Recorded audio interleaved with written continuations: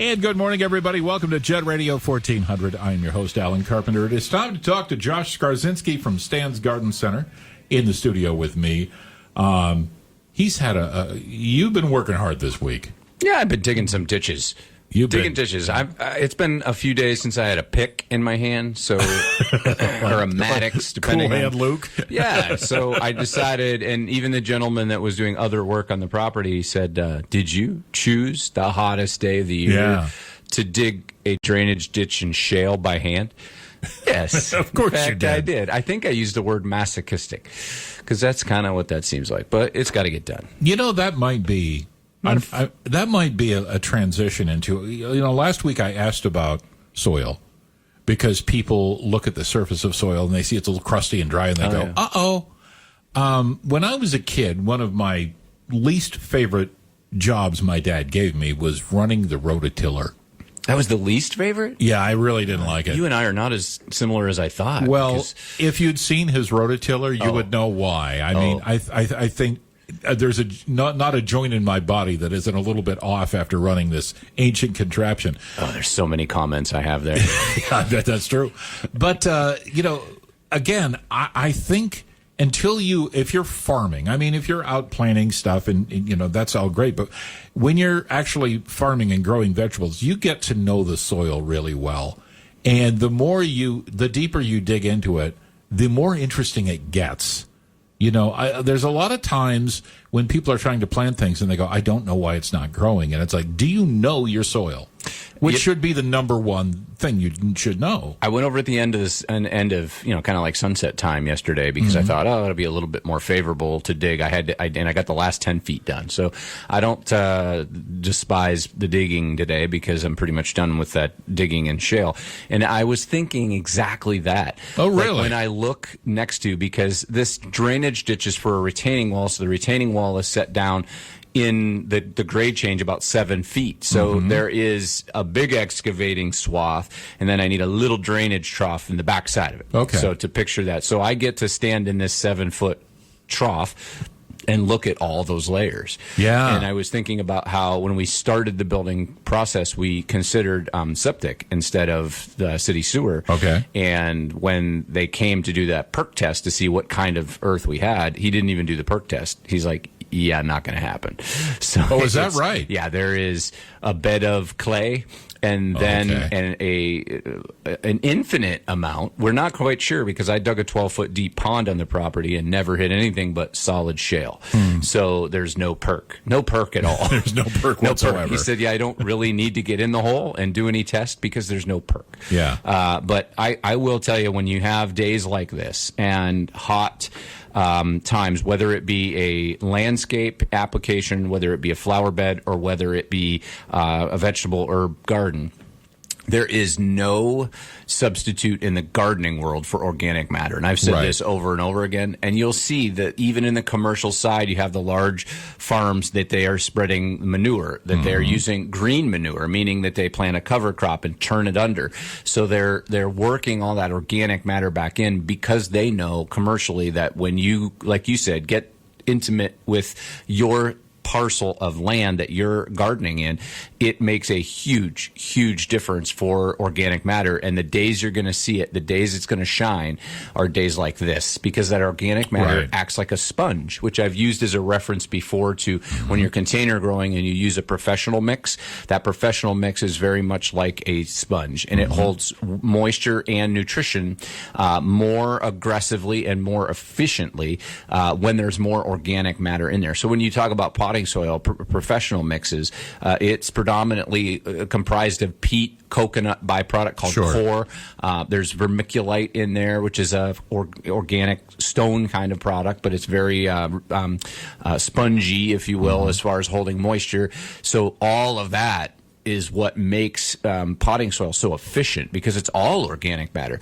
So when you have earth in the ground, you have a composition of different particles, and all those different particles have different sizes. So when they say loam, that's going to be kind of a mix of numerous different kinds of particles. So the smallest particle, the very, very fine particle, would be the clay, because there's no airspace between there. So then you could go right up to gravel. There's lots of airspace. That's how they get drainage to work. So when you get a loam, you get a little bit of organic matter, you get a little bit of clay in there, you get a little bit of what you call your till layer, your plow layer, that top that has a lot of organic matter. Right. It's where the earthworms like. So you mix all that together, and you get a soil that will perk or drain moisture, but yet hold some for drought time. Usually that has high levels of organic matter. So when everybody's prepping gardens and they're really, really, like, now we're starting to get into that hot, dry time of summer. You know, I think yesterday was the first day of summer, I think. Yes, yesterday was. And so now we're into that, and I think Mother Nature queued it right up. It teed up hot and sunny and dry, you know, to the 10th power to flex its muscle of summer. When you have this time of weather, that organic matter that you would have put in or did put in during prep time, like say Easter time, is super, super important. So when you say, "Oh man," for that really high end, right from the mine mushroom compost, like, you know, you're talking $50 a cubic yard, I'm not going to spend that.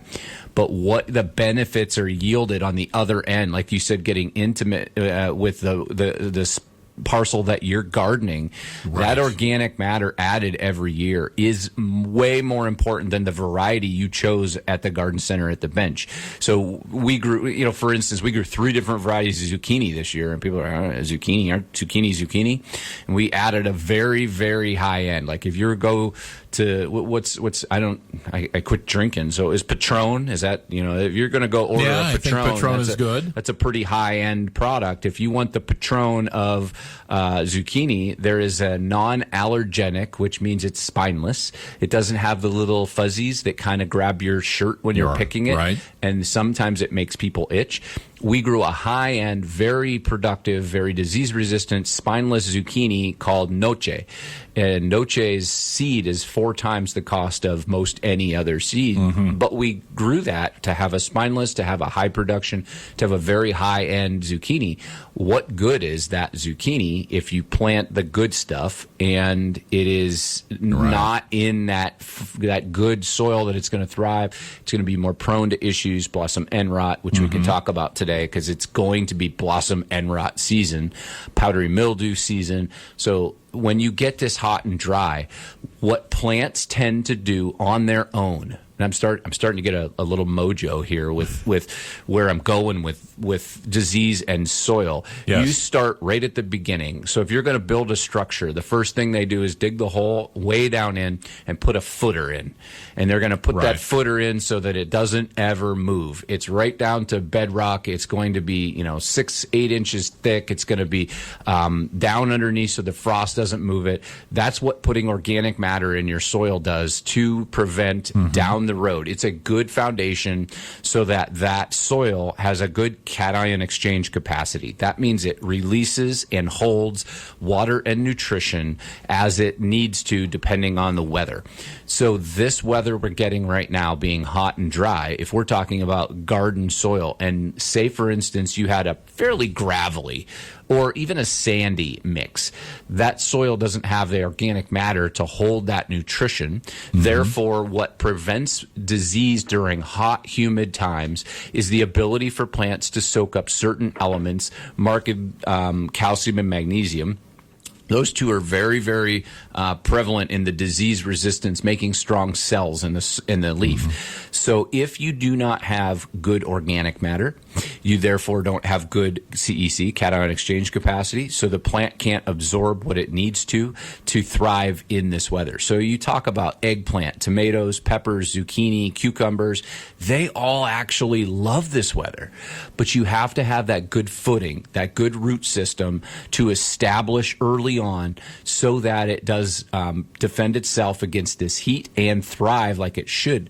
So over time, you want to drive or strive to have that Victory Garden blackish, rich soil that you have a plant that is not out of balance in the wrong way. The wrong way would be lots of top, great flower, great leaf, but when you magically look underneath, it's a very small comparative root system. It should be uniform, if not out of balance, the root way, right? So that you have like a tree. Yeah, you have a tree will be about 1/3 the drip line. Imagine the widest point in the tree we call the drip line. It would be like where the gutters on the roof are. That generally most trees, to stereotype the root system, will be about 1/3 that outside of that drip line. Yes. So look at what it's pulling from. It is strong. It's willing to push into other earth, looking and searching and gaining more nutrition and more water from a larger area than the top even takes.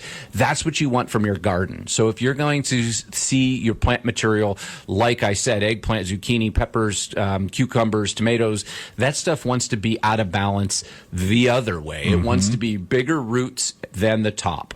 So if you start off your season with mediocre to poor soil going, a lot of people do, Josh. I'm getting things to grow.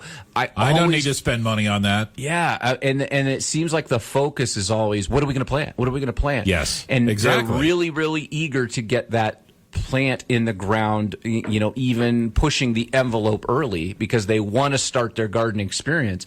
When that time that's a little bit early, you may be pushing frost, it may be a little wet and cold ground, should be used by amending that soil and investing like that extra $50 for a mushroom compost tilled in, say, every other year for, every, say, 6 years. You did it for 6 years. The end result is going to pay for that mushroom compost in yield, in the lack of having to use any synthetics to control pests, because the plant naturally defends itself better when it has a bigger root system. Strong immune system. So everybody has the tendency to look at the yield on top, like, it's growing. Yeah. But underneath could be a different story. And when we get this weather, that's when you still see a lot of trees are totally fine and are totally happy. I was thinking this weird. My brain, and super green. My brain works differently than everyone else's, and I know you can relate to this.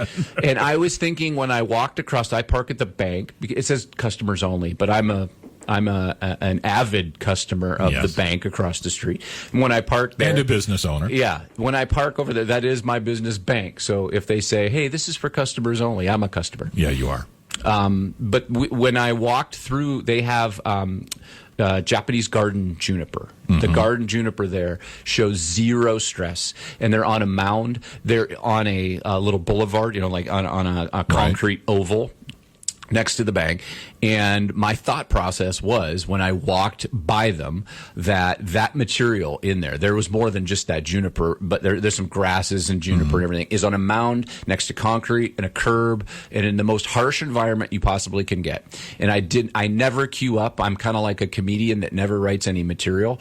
I don't know. Maybe I'm not a comedian. But when I walked by, my mind said, it's been really hot, but that material has been there long enough and it has a decent enough soil that it is not showing any stress. There is no wilt. There is no burning tips. There is nothing that shows this plant has been in, at that concrete level, probably 100 degrees. It shows Absolutely. It shows no stress. Yeah. So how do you get that? Your garden, and I can beat the drum over and over again, and some people don't believe or are not willing to get in and work that rototiller. This is where this all started. Yes, indeed. When you're rototilling, it's not just about breaking that up. You should be tilling in some green manure, right. So some clover, some buckwheat, some annual rye, something like that was fixing. All right, we're going to go down another road here, another rabbit hole. You can use that green manure with a legume, and the legume is what uses a certain specific bacteria that lives within the root system that takes nitrogen from the Mother Nature, from the air, from the water, from the surrounding environment, and attaches it back in a way that it fixes in soil. Nitrogen is the number one demand for plant material. Right. So you can doubly help. You can add the manure that you're turning under, meaning green manure like your cover crop, and that the whole time it grew, say fall through early spring, the time that you're not gardening, it's fixing nitrogen naturally from Mother Nature back into the earth. So then you come in the early spring, Easter time, you put down a couple inches of mushroom compost or broke down cow manure or something that is dark and rich, nothing that is naturally green and still fresh. Like fresh sawdust is the worst thing because it's going to take nitrogen from the microbes to break it down. Right. Then the byproduct is an acidic soil that has robbed itself of nitrogen in order to break that. You want to do that in a pile and break it down, add a little urea if you want, or add some composition of compost material that is a bunch of bacteria that breaks it down till it's broken black and dark, and then you reincorporate it into the soil, and that's when it does all its magic. Don't put anything raw in. I don't even like to see fall leaves really, because there still is a whole process to be done with breaking it down. Right. Chop that stuff up, pile it up, let it be nice, black and rich, then keep adding it to the soil. There is no better fix for your soil composition so that your rototilling that you had to do, regardless of your 1874 rototiller. My dad was a genius at keeping machines going for centuries. I almost guarantee it was a Troy built, man. It probably was. It was probably was it red. I don't know what color it had formerly been. I think it was primer color. You know what I'm picturing right now? Primer. You know what I'm picturing right now is one of them rat rods. They let them rust and just a little primer on the hood, and as long as it runs and legal, has a turn signal, it works.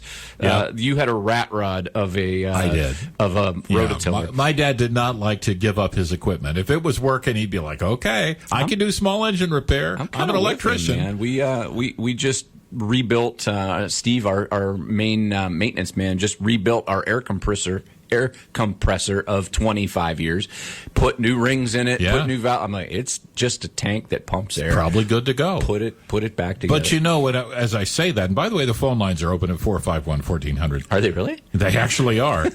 if anyone cares. But you know, as I say that, I think about my mom, and my mom always said about baking, and she was criticizing somebody's baking, who I can't name, obviously, the group she's criticizing.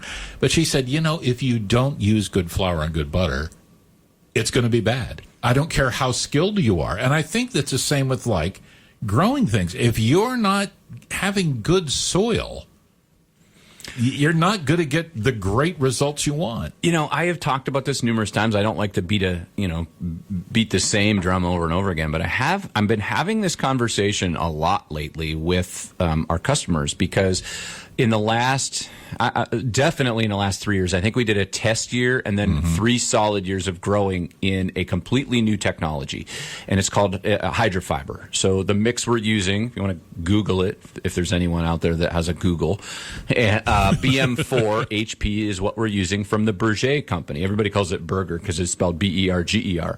It is one of the most glorious commercial producing soil companies that I've ever used, and I've done this for 50 years. Yeah. Almost. My wife doesn't like me to age myself a year.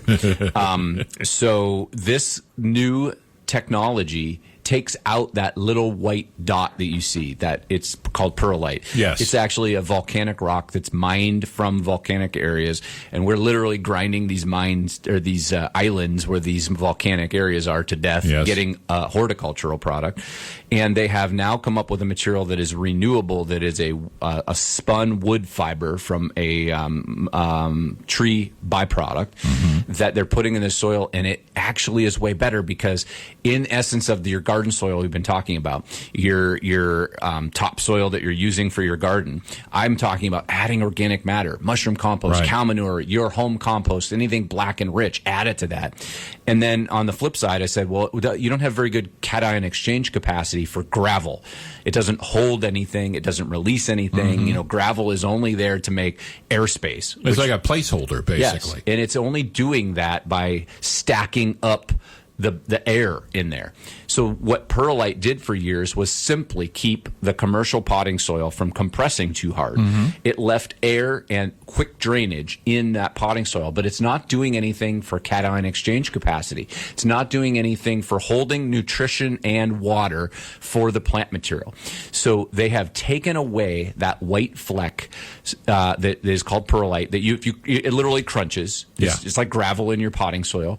And they've put this spun wood fiber in called hydrofiber, and it's a wood byproduct that is like the pink insulation in your house, really fluffy. And it takes a little getting used to grow in because it takes water a little bit slower the first time. And I think last week I mentioned that it will get brilliant tan on the top, so it looks dry even though it's not. Oh, yes. Right. And it holds moisture and nutrition 30% better than the old stuff with perlite, which had been the standard my entire life. And 30% is huge. 30% is a lot because literally the last 2 seasons we've grown, we go through a lot of synthetic fertilizer to grow. There is 11 injection facilities around our facility that are pumping fertilizer into specific crops at specific rates at specific times. So when you take and look at what's left in our warehousing, and there is full pallets of fertilizer left because we simply didn't need to use that much fertilizer because it holds on to it better. It's not going right through. So when you talk about needing to or evening out your moisture so that plant has more even moisture available, it drives roots down to the bottom of the pot. We've been talking about soil composition, cation exchange capacity, and even we mentioned the tree. The pot-grown plant, we want the same thing. We want a smaller green plant to establish a very aggressive root system so that it is not leggy, not overgrown, whatever it is we're growing. A tomato, petunia. We want a nice, compact, attractive top with a really aggressive, vigorous bottom. So even when you grow in organic soils, you'll see the beneficial bacteria that make the roots cluster and grow. Mycorrhizae is what you'll see on the label. That's a bacteria that's a friend with the root system that makes it branch and colonize. It's that bacteria like prunes the roots so that it becomes more dense root system. Right. That's what you want out of this root system. So back to this hydrofiber. When you take away that gravel, air quotes, and you put in this spun wood fiber, it evens out the moisture, it evens out the nutrition. So we use 30% less water, 30% less fertilizer, and get a better result out of it. Win-win. And I would imagine nutrition doesn't wash away nearly as easily. Right. Very good. It's going to stay residing in that wood fiber because it is retaining 30% better. So we actually are using less synthetic feed, so we're less phosphates into the Mother Nature, Earth. Which is good. Yep. We're actually using less water because this time of year we'll go through 12 to 13,000 gallons of water a day.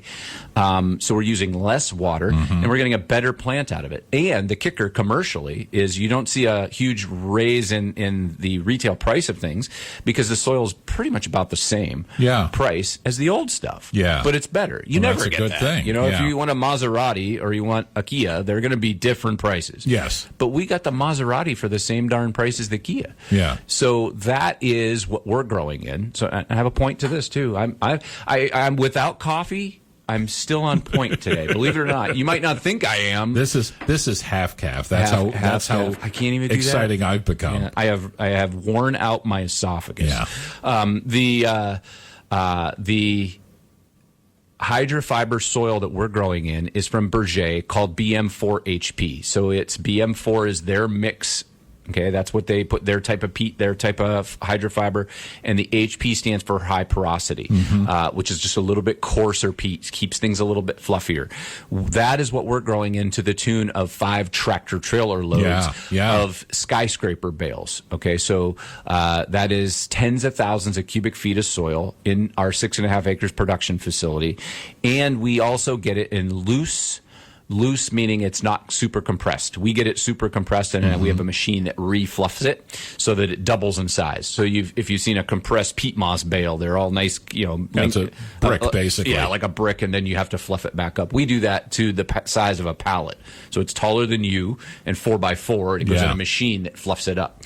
You can buy it loose, already fluffy, and in 3 cubic foot bags. We buy them like for the grower.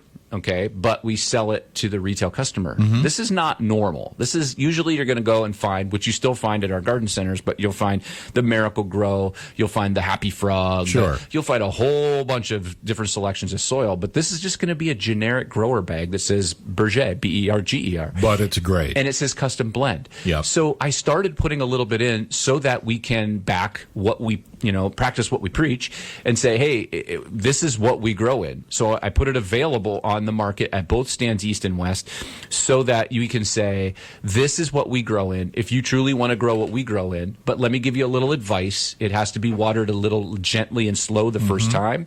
And then don't take the surface crust for gospel. Look down in or use the weight like you should be.